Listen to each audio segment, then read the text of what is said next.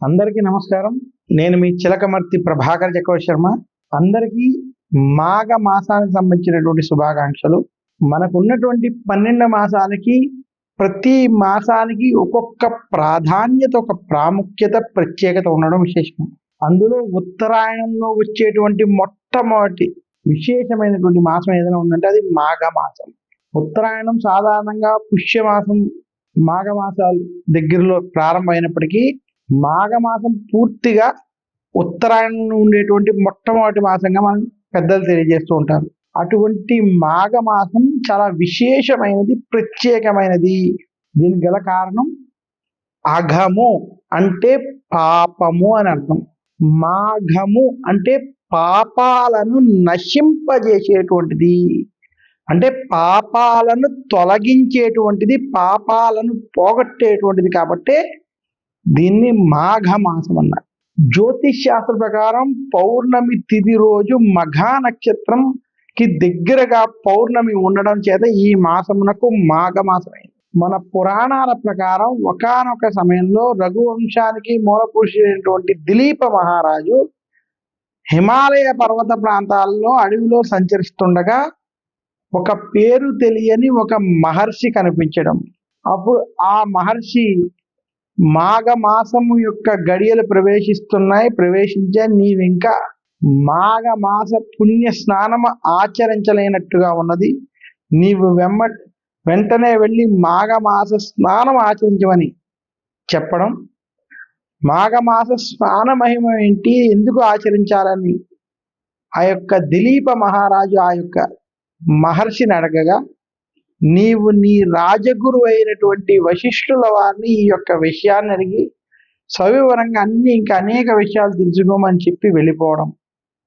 అప్పుడు ఆ మహారాజు మాఘమాస శుక్లపక్ష పాడ్యం రోజు అక్కడ నదీ స్నానం ఆచరించి తన యొక్క రాజ్యానికి వెళ్ళి వశిష్ఠుడిని మాఘమాసం యొక్క వైభవాన్ని, ప్రాధాన్యతని, మాఘ స్నాన విశేషాన్ని అడగడం చేత వశిష్ఠుడు స్వయముగా దిలీపుడికి చెప్పి మాఘమాసం యొక్క పుణ్య స్నానాలు, మాఘమాస వ్రతము, మాఘమాస ఫలితములకు సంబంధించినటువంటి మాఘ పురాణాన్ని చెప్పడం చేత ఈ యొక్క పురాణం మనకి ఈ రోజు లభ్యమైన అవడం విశేషం. ఏ వ్యక్తి అయితే మాఘమాసంలో తెలిసి గాని తెలియక గాని మాఘ పురాణం పదం విన్నా, మాఘమాస వైభవం విన్నా, మాఘమాసంలో పుణ్య నదీ స్నానం ఆచరించిన వారికి విశేషమైనటువంటి పుణ్యఫలం లభిస్తుంది.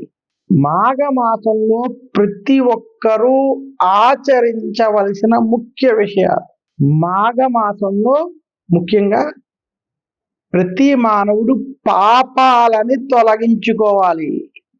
పాపములను తొలగించుకోవడం అంటే సాత్విక గుణాన్ని పెంపొందించుకుంటూ దైవత్వం వైపు అడుగులు వేస్తూ, దైవత్వంలో భక్తిని, భక్తి ద్వారా జ్ఞానమును, జ్ఞానము ద్వారా మోక్షాన్ని పొందేటువంటి మార్గాన్ని పెంచుకోవాలి. ఈ యొక్క మోక్ష మార్గం ఏ విధంగా కలుగుతుంది అంటే, మనకి సంవత్సరంలో వచ్చేటువంటి కొన్ని ముఖ్యమైన మాసములలో మనం ఆచరించేటువంటి ఆచార వ్యవహారాల వల్ల ఖచ్చితమైనటువంటి శుభ ఫలితాలు మనకి కలగడం చేత వారు మోక్షానికి అర్హత పొందుతారు. అటువంటి వాటిల్లో మాఘమాసం ప్రత్యేకమైనది. ఈ మాఘమాసంలో ముఖ్యంగా మాఘమాసంలో ఆచరించవలసిన ప్రముఖ ముఖ్య విషయాలలో స్నానం. మాఘమాసంలో ఏ వ్యక్తైనా తెలిసి గాని తెలియక గాని పుణ్య నదులలో లేదా తటాకాలలో, ముఖ్యంగా బావులలో గనక లేదా ఇంటి వద్ద కానీ మాఘమాసంలో పుణ్య స్నానాలు ఆచరిస్తే వారికి శుభ ఫలితాలు కలుగుతాయి, పాపము తొలగిపోతుందని శాస్త్రాలు తెలియజేస్తాయి. అంటే మనం తెలిసి కానీ తెలియక చేసినటువంటి పాపాల నుండి క్షమాపణ కోరుకుంటూ ఏ వ్యక్తి అయితే మాఘమాసంలో పుణ్య నదీ స్నానాలు ఆచరిస్తారో వారికి శుభాలు కలుగుతాయి. సూర్యుని యొక్క కిరణాలు మనకి మాఘమాసంలో ముఖ్యంగా ప్రత్యేకంగా ఈ నదుల్లో ఉండడం చేత ఈ సమయంలో నదులలో విశేషమైనటువంటి శక్తి ఉండడం చేత మనకున్నటువంటి గ్రహ దోషములు ఇవన్నీ తొలగి శుభ ఫలితాలు కలుగుతాయని శాస్త్రాలు తెలియజేశాయి. మాఘమాసంలో పుణ్య నదీ స్నానం ఆచరించాలని మాఘ పురాణం స్పష్టంగా తెలియజేస్తుంది. అయితే మాఘమాసంలో స్నానం ఆచరించడానికి విధి విధానం ఉంది. ఎలా పడితే అలా స్నానం చేస్తే అది పుణ్య స్నానం అవదు, దానివల్ల ఎటువంటి పుణ్యం లభించదు. మనం నదుల వద్దకు వెళ్ళినా, ఇంటిలో స్నానం చేసినా దానికి స్నాన విధి అని ఉన్నది. ఆ స్నాన విధి అంటే ఏమిటంటే, ప్రతి మానవుడు నదుల్లో స్నానం ఆచరించేటప్పుడు ఇంటిలోనే తల స్నానం ఆచరించాలి ముందుగా. అలా స్నానం ఆచరించాక కొత్త వస్త్రం లేదా శుభ్రమైన వస్త్రములు కట్టుకుని, ముఖ్యంగా మగవారైతే ధవతి వంటివి, పంచ వంటివి కట్టుకోవడం, పైన ఒక వస్త్రాన్ని వేసుకోవడం. స్త్రీలు వారికి అనుకూలమైనటువంటి చీర వంటి వస్త్రాలు కట్టుకోవడం. భార్యాభర్తలైతే మాఘమాస పుణ్య నదీ స్నానానికి కలిసి వెళ్ళడం, అలాగే కొంగుముడి కట్టుకుని వారు స్నానం ఆచరించడం. ఈ రకంగా శాస్త్రబద్ధంగా మాఘమాస పుణ్య నదీ స్నానం ఆచరించాలి. ఏ కోశాన్నైనా ఇంట్లో ఇద్దరూ స్నానం ఆచరించలేనటువంటి పరిస్థితి ఏర్పడినప్పుడు కనీసం భర్త వెళ్ళి ఆ యొక్క స్నానాన్ని ఆచరించి ఆ యొక్క పుణ్యాన్ని ఆ కుటుంబానికి ధారపోయొచ్చు. ఈ స్నానం ఆచరించేటువంటి విధి విధానంలో ఇలా ఇంటిలో స్నానం ఆచరించి శుభ్రమైన వస్త్రాలతో నదుల వద్దకు వెళ్ళి, గంగే జమునే చైవ గోదావరి సరస్వతి నర్మదే సింధు కావేరి జలేస్మిన్ సన్నిధిం కురు అని చెప్పి, ఓం అపవిత్ర పవిత్రో వా సర్వావస్థాంగతో యస్మరే పుండరీకాక్షం సభాహ్యాభ్యంచం శుద్ధ్యని ఆ యొక్క నీళ్ళని నెత్తి మీద జల్లుకుని ఆ యొక్క నదీమాతకు నమస్కరించి సంకల్ప సహితంగా మాఘమాస పుణ్య నదీ స్నాన కర్మ కరిష్యే అని ప్రత్యేకంగా సంకల్ప సహితంగా స్నానం చేస్తూ నది కింద ఉన్నటువంటి మాతృక అంటే మట్టిని రాసుకుని, సబ్బులు షాంపూలు వాడకుండా 3 మునకలతో పుణ్య నదీ స్నానం ఆచరించాలి. ఏ వ్యక్తి అయినా నదుల్లో సబ్బులు షాంపూలతో స్నానం ఆచరించడం, అవహేళనతో లేదా వ్యంగ్య పదజాలాలు వాడుతూ వారి యొక్క ఆనందం కోసమో ఇతరులని ఇది చేయడం కోసమో చేసేటువంటి స్నానాలు కాదని, భక్తి శ్రద్ధలతో ఆ నదీమాతని గౌరవిస్తూ కింద మట్టిని రాసుకుని పుణ్య నదీ స్నానాన్ని ఆచరించాలి. ఇంకెవరికైనా ఇంకొంచెం విశేషంగా చేయాలనుకుంటే పసుపు, గంధము, కుంకుమ వంటివి కూడా నదీ స్నానంలో వినియోగించడంలో దోషం లేదు తప్ప, సబ్బులు షాంపూలతో చేసేటువంటి స్నానం పుణ్య నదీ స్నానం కాదని ప్రత్యేకంగా తెలియజేస్తున్నాను.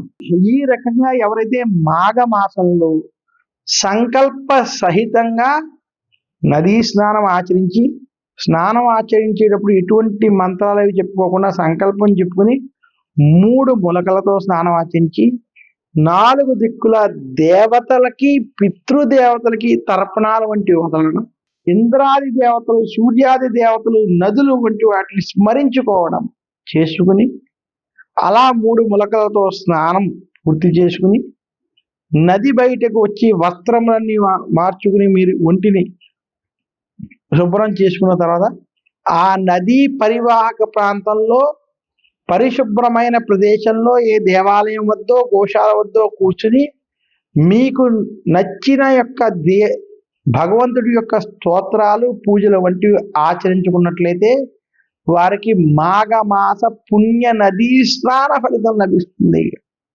అలా బయటకు వచ్చి శుభ్రమైనటువంటి వస్త్రాలు కట్టుకుని, తడి బట్టలన్నీ వదిలేసి శుభ్రమైన వస్త్రాలు కట్టుకుని నదులని కలుషితం చేయకుండా స్నానం చేస్తూ, అలా శుభ్రమైన వస్త్రాలతోటే పూజాది కార్యక్రమాలు, శుభ్రమైన వస్త్రాలతోనే నదుల వద్ద పుణ్య దానాలు వంటివి ఆచరించమని మన యొక్క మాఘ పురాణం స్పష్టంగా తెలియజేస్తుంది. ఏ వ్యక్తి అయితే మాఘమాసంలో ఈ రకంగా సంకల్ప సహితంగా పుణ్య స్నానాలు ఆచరిస్తారో అటువంటి వారి పాపాలు నశిస్తాయి, వారికి పుణ్య ఫలితం లభిస్తుంది. ఇటువంటి మాఘమాస పుణ్య నది స్నానాలు ఇంటిలో కానీ తటాకాల్లో కానీ బావి వద్ద కానీ విశేషంగా గంగా, యమున, గోదావరి, కృష్ణ, కావేరి వంటి పుణ్య నదుల్లో ఆచరిస్తే అది విశేషమైన రెట్టింపు పుణ్య ఫలితాన్ని ఇస్తుందని తెలియజేస్తున్నాను. ఇంకా మాఘమాసంలో ఆచరించే విషయాల్లో మొట్టమొదటిది మాఘ స్నానం అని మాఘ పురాణాల ప్రకారం చెప్పుకున్నట్లయితే మాఘమాసంలో ఆచరించాల్సినటువంటి రెండో అతి ముఖ్యమైన విషయం మాఘమాసంలో చేయవలసింది దానం. ప్రతి ఒక్కళ్ళు వారి జీవితంలో దానం ఆచరించాలి. కలియుగంలో ఏమి చేస్తే అతి సులభంగా మనం బయటపడవచ్చు అనేటువంటి ప్రశ్నకి దానము, భగవద్ నామస్మరణ అని చెప్పడం జరిగింది. అందువల్ల మామూలు రోజుల్లో ఏ దానం చేసినా దానికి ఒక పుణ్య ఫలితం ఉంటే, అటువంటిది మాఘమాసంలో మాఘ స్నానం ఆచరించి ఎవరైతే దానం వంటివి ఆచరిస్తారో అది కొన్ని కోట్ల రెట్ల పుణ్యఫలం లభిస్తుందని శాస్త్రాలు తెలియజేశాయి. అందువల్ల మాఘమాసంలో ప్రయాగ వంటి క్షేత్రాల్లో స్నానం ఆచరించడం లేదా సంగమ ప్రాంతాల్లో చేసి అక్కడ దానాలు వంటివి చేస్తే చాలా విశేషం. ముఖ్యంగా షోడశ దానాలు, దశ దానాలు, నవధాన్యాలు, అన్నము, గ్రాసము, ముఖ్యంగా సువర్ణ దానం, గోదానం, భూదానం, తిలదానం, అలాగే ఆద్య దానం, నెయ్యి వంటివి దానం చేసుకోవడం అతి విశేషమైనటువంటి ఫలితాలు వస్తాయి. లవణ దానం, నువ్వుల దానం వంటి దానాలు కూడా చాలా విశేషమని శాస్త్రాలు తెలియజేశాయి. ఈ రకమైనటువంటి దానాలు, పుస్తక దానం వంటి దానాలు మనకి మాఘమాసంలో కొత్తగా వచ్చే పంచాంగాలు కావచ్చు, అలాగే కొన్ని ప్రత్యేకమైన రామాయణ, మహాభారతం, పురాణాలకు సంబంధించినటువంటి గ్రంథాలను ప్రచురణ చేసి దానం చేయడం, లలితా సహస్రనామం, విష్ణు సహస్రనామం స్తోత్రాలను దానం చేయడం చాలా విశేషం. ఈ రకమైనటువంటి పుస్తక దానాల వల్ల సరస్వతి కటాక్షం, లక్ష్మీ కటాక్షం కూడా కలుగుతుంది. ఈ రకమైనటువంటి దానాలు మాఘమాసంలో ఆచరించమని మాఘ పురాణం స్పష్టంగా చెప్పింది. ఇక మాఘమాసంలో చేయవలసినటువంటి మరొక ముఖ్యమైనటువంటి విషయం నామస్మరణ, జపం, తపం వంటివి ఆచరించాలి. ఇవి ఎవరైతే ఆచరిస్తారో వారికి విశేషమైనటువంటి పుణ్యఫలం లభిస్తుంది. మాఘ స్నానం ఆచరించి పంచాక్షరి, అష్టాక్షరి మంత్రాలతో కావచ్చు, ఉపనయనటువంటి వారు గాయత్రి వంటి వాటిలో కావచ్చు, నామస్మరణ, జపం వంటివి చేసుకోవడం, యోగులు సాధన వంటివి విశేషంగా చేసుకోవడం చేత చాలా రెట్టింపు ఫలితాలు మాఘమాసంలో ఉంటాయి. ఇక మాఘమాసంలో దానము, స్నానం, జపతపాదులతో పాటు ఈ సమయంలో చేసేటువంటి హోమాలకి ప్రత్యేకమైన ఫలితం ఉంటుంది. ఇక మాఘమాసంలో ఐదోది ఆలయ దర్శనాలు.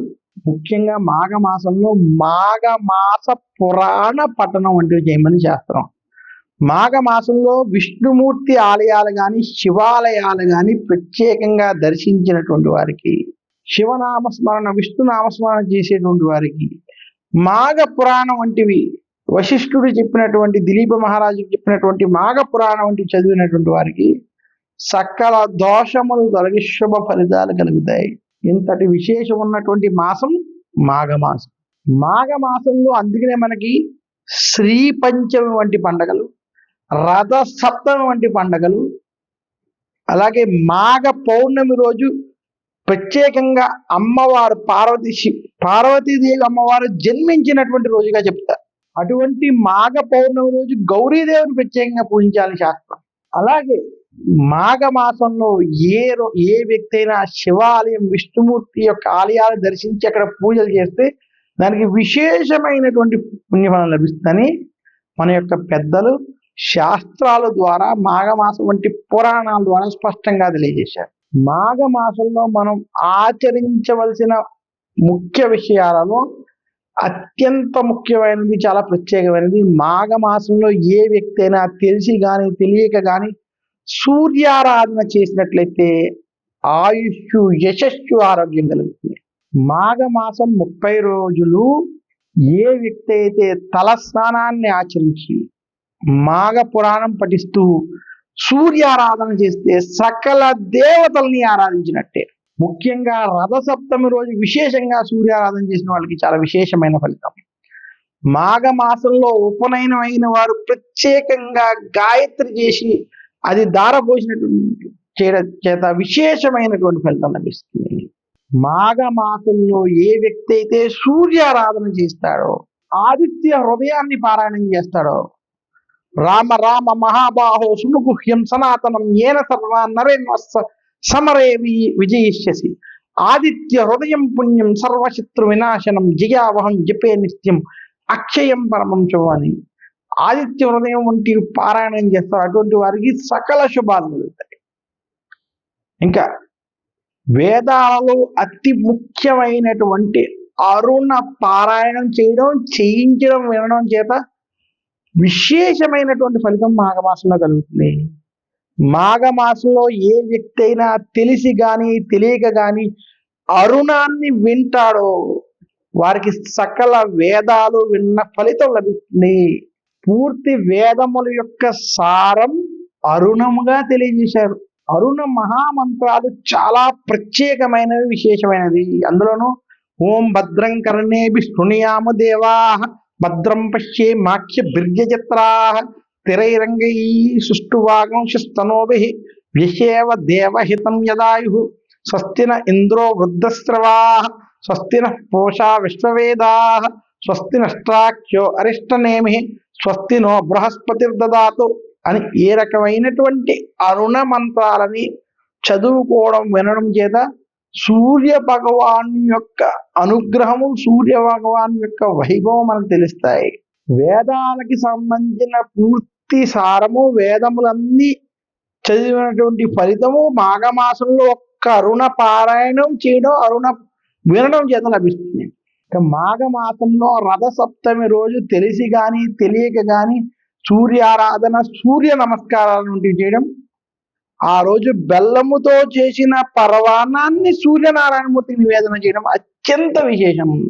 మాఘమాసంలో ఒక్క రథ సప్తమి రోజు పుణ్య నదులని వద్దకు వెళ్ళి ఆ రోజు పుణ్య నదీ స్నానాన్ని ఆచరించి సూర్యనారాయణమూర్తికి తర్పణాలు వంటివి వదిలి ఆ రోజు ముఖ్యంగా ఆదిత్య హృదయం, అరుణం లేదా సూర్యాష్టకం వంటివి పఠించినటువంటి వారికి సకల దోషాలు, గ్రహ దోషాలు తొలగి ఆరోగ్యము, ఆనందము, ఐశ్వర్యము కలుగుతాయని తెలియజేస్తున్నాను. ఏ మానవుడైనా తన జీవితంలో ఆయుష్షు, ఆరోగ్యము, ఆనందము, ఐశ్వర్యము కావాలని కోరుకునేటువంటి వారు మాఘ మాసంలో పుణ్య నదీ స్నానాలు ఆచరించి సూర్యారాధన వంటివి చేయడం చేత, మాఘ పురాణం వంటివి పఠించడం చేత సకల శుభాలు కలుగుతాయని తెలియజేస్తూ, ఈ మాఘ మాసానికి సంబంధించినటువంటి ప్రత్యేక కార్యక్రమంలో మనం మాఘ పురాణ వైభవం, సూర్యనారాయణ యొక్క వైభవం, అలాగే మాఘ స్నాన వైభవం, ఇవి ఏవైతే మనం తెలుసుకున్నామో ఇవి మాఘ మాసంలో వినడం చేత దిలీప మహారాజు వశిష్ఠుని యొక్క నామస్మరణం చేత ఆ పుణ్య ఫలితాలు మనకు లభిస్తాయని కూడా తెలియజేస్తున్నాను. ఇక మాఘ మాసంలో ప్రతి ఒక్కరూ ఆచరించవలసినటువంటి విషయాలు, ఈ మాసం శాంతముగా ఉండడానికి ప్రయత్నించాలి. ఆవేశాలకి, ఆవేశపూరిత నిర్ణయాలకి దూరంగా ఉండాలి. మాఘ మాసంలో ఏ వ్యక్తి అయితే భక్తి శ్రద్ధలతో, సాత్విక గుణముతో వారి యొక్క జీవితంలో ముందుకు వెళతారో, మాఘమాసంలో ప్రత్యేకంగా రామాయణం, మహాభారతం వంటివి చదువుకోవడం, భగవద్గీత వంటివి చదువుకోవడం, ఇవి కుదరని పక్షంలో కనీసం విష్ణు సహస్రనామాలు వంటివి పారాయణం చేయడం వల్ల చాలా విశేషమైనటువంటి పుణ్యం లభిస్తుంది. మాఘమాసంలో ప్రతి ఒక్కరూ మాఘ పురాణం, విష్ణు సహస్రనామం, భగవద్గీత, ఆదిత్య హృదయం, సూర్యాష్టకం వంటివి పఠించాలని శాస్త్రాలు తెలియజేశాయి. ఇవి పఠించడం చేత, ఇవి తెలుసుకోవడం చేత ఈ యొక్క శ్రీ మహావిష్ణువు యొక్క ఆలయ దర్శనాలు, శివాలయ దర్శనాలు, ప్రత్యేకించి సూర్యనారాయణమూర్తి ఆలయ దర్శనాలు చేయడం చేత విశేషమైనటువంటి శుభ ఫలితాలు కలుగుతాయి. మాఘమాసంలో కోణార్క్ టెంపుల్ లేదా మన ఆంధ్ర రాష్ట్రంలో ఉన్నటువంటి సూర్య దేవాలయాలు, ముఖ్యంగా అరసవెల్లి వంటి క్షేత్రాలని దర్శించుకోవడం, సూర్యనారాయణమూర్తికి సంబంధించినటువంటి ప్రత్యేక ఆలయాలు, గుజరాత్ వంటి రాష్ట్రాల్లో ఉన్నటువంటి ఆలయాలను దర్శించడం కూడా చాలా విశేషం, శుభ ఫలదాయకం. ఇక మాఘమాసంలో ఏ వ్యక్తి అయినా ఆవు నేతితో ఇంటి యందు కానీ, తులసి కోట వద్ద కానీ శ్రీ మహావిష్ణువు యొక్క ఆలయాల్లో కానీ లక్ష్మీదేవి యొక్క ఆలయాల్లో కానీ దీపారాధన చేస్తారో, లేదా ఇంటిలో సూర్యనారాయణమూర్తి ఎదురుగుండా దీపాలను వెలిగిస్తారో, రావి చెట్టు కింద దీపాలు వంటివి పెడతారో అటువంటి వారికి సకల శుభాలు కలుగుతాయి. మాఘమాసంలో దీపారాధన చేయడం, దీపదానం వంటివి చేయడం కూడా చాలా విశేషం. ఇక మాఘమాసంలో ప్రత్యేకించి పుణ్య నదీ స్నానం, పురాణ పఠనం, దైవారాధన, సూర్య ఆరాధన వంటివి చేయమని శాస్త్రాలు తెలియజేసే. వీటితో పాటు మాఘమాసంలో దానాలు విశేషమైనటువంటి పుణ్య ఫలితాలు ఇస్తాయి. ఇటువంటి మాఘమాసంలో ఏ వ్యక్తి అయినా తెలిసి కానీ తెలియక కానీ పుణ్య దానాలు వంటివి చేస్తే 1,000,000 రెట్ల ఫలితాలు ఇస్తాయని శాస్త్రాలు తెలియజేస్తూ, మాఘమాసంలో శుభకార్యాలకి ప్రశస్తం. మాఘమాసం ఉత్తరాయణంలో వచ్చేటువంటి మొట్టమొదటి మాసం. ఈ మాసంలో గృహారంభ గృహప్రవేశాలు సత్ఫలితాలు ఇస్తాయి. మాఘమాసంలో గృహారంభ గృహప్రవేశాలు చేసుకునేటువంటి వారికి అఖండ విజయాలు, ధన వృద్ధి కలుగుతుందని శాస్త్రం. మాఘమాసంలో వివాహం జరిగినటువంటి వారికి జీవితాంతం వారికి శుభ ఫలితాలు ఉంటూ ఆ దంపతులు సుఖ సౌఖ్యాలతో ఉంటారని, వర్ధిల్లుతారని కూడా శాస్త్రాలు తెలియజేస్తున్నాయి. అంతటి విశేషమైనటువంటి మాఘమాసం. మాఘమాసంలో ఉపనయనం అవడం చాలా అదృష్టంగా భావించాలి. సూర్యనారాయణమూర్తి యొక్క అనుగ్రహం ఉండేటువంటి మాఘమాసంలో ఉపనయనాలు వంటివి అవడం, వివాహం అవడం, గృహారంభ గృహప్రవేశాలు వంటివి జరగడం చేత వారికి చాలా శుభకార్యాలు జరుగుతాయి. షోడశ కర్మలకు సంబంధించినటువంటి ఏ శుభకార్యాలైనా సరే మాఘమాసంలో జరుపుకోవడం అత్యంత శుభ ఫలితం అని కూడా తెలియజేస్తూ, ఇంతటి విశేషం, ఇంతటి ప్రాధాన్యత, ప్రాముఖ్యత ఉన్నది కాబట్టి మాఘమాసం పాపాలని తొలగించేటువంటి మాసం మాఘము. పాపాలని నశింపజేసుకుని పుణ్యాన్ని పెంపొందించుకోవాలనుకునేటువంటి వారికి అద్భుతమైన అవకాశం ఉన్నటువంటి గొప్ప మాసం ఏదైనా ఉందంటే అది కేవలం మాఘమాసం. అటువంటి మాఘమాసంలో మాఘము అని తలుచుకుంటేనే చాలు మన యొక్క పాపాలను నశిస్తాయని తెలియజేస్తూ, ఈ ప్రత్యేక కార్యక్రమం ద్వారా ఈ యొక్క పాపాలు తొలగించుకునేటువంటి అవకాశం, పాపాలు తొలగించగలిగేటువంటి అవకాశం ఆ సూర్యనారాయణమూర్తి ఈ కార్యక్రమం ద్వారా నాకు అందించినందుకు ఆ యొక్క సూర్యనారాయణమూర్తికి నా యొక్క హృదయపూర్వక నమస్కారాలు తెలియజేస్తూ, ప్రతి ఒక్కరికి కూడా శుభ ఫలితాలు కలగాలి, శుభాలు కలగాలి, లోకా సమస్త సుఖినో భవంతు అని, సుఖంగా ఉండాలని తెలియజేస్తూ, సర్వే జన సుఖినో భవంతు అని కోరుకుంటూ సెలవు తీసుకుంటున్నాను. నమస్కారం. మీ చిలకమర్తి ప్రభాకర్ చక్రవర్తి శర్మ.